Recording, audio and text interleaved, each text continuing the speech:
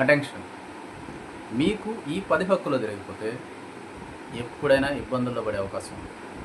Number 1, right to remain silent.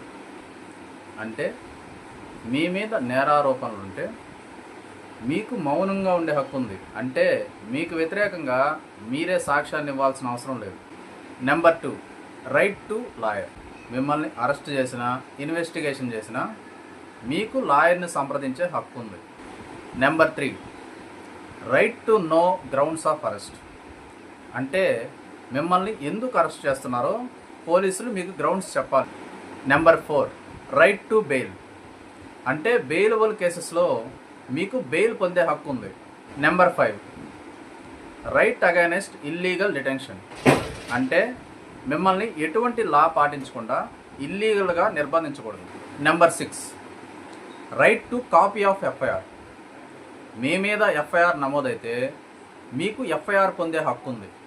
Right to medical examination. Arrest అయిన వ్యక్తికి అవసరమైతే వైద్య పరీక్షలు చేయించుకునే హక్కు ఉంది. Number 8, right to legal aid. మీరు ఆర్థికంగా బలహీనులైతే ఉచితంగా న్యాయ సహాయం పొందే హక్కు ఉంది.